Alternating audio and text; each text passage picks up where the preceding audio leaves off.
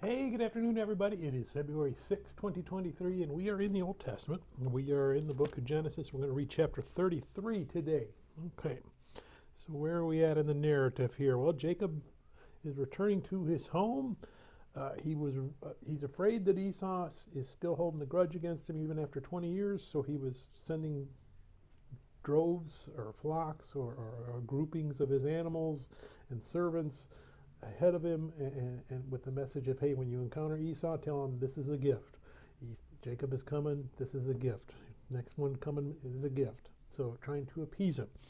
We see here, didn't need to. Esau has forgiven whatever he thought Jacob did to him. Doesn't quite get into it, but I'm sure he probably kind of understands that, hey, you know what, I screwed up, and honestly, I didn't need the birthright. Okay, there's a reason why I passed it up, because I'm happy the way I am, and I didn't need that. Because he's content, he's blessed. In fact, he tells Jacob, hey, you know what? I don't need any of your stuff that you brought. It's yours.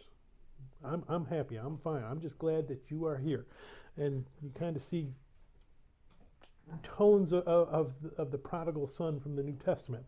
Only in this case, the brother doesn't resent that he's there. He's like, wow, I thought you were gone forever. So in this case, we've got a good relationship. Now, as we get through here, we see the relationship between the two peoples is going to start to deteriorate. But right here, we've got nothing but reconciliation. And we see Jacob coming and starting to establish his presence in the land of Canaan. So let's go ahead and we're going to read Genesis chapter 33.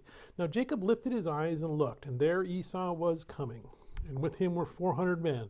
So he divided the children among Leah, Rachel, and the two maidservants. And he put the maidservants and their children in front, and Leah and her children behind, and Rachel and Joseph last. Then he crossed over before them and bowed himself to the ground 7 times until he came near to his brother.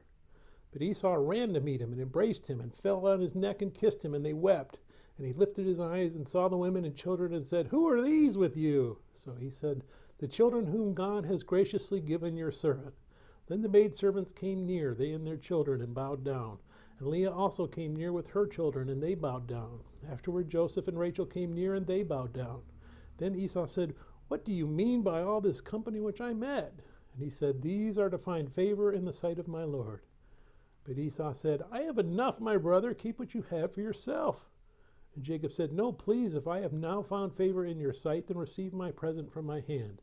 Inasmuch as I have seen your face as though I had seen the face of God, and you are pleased with me.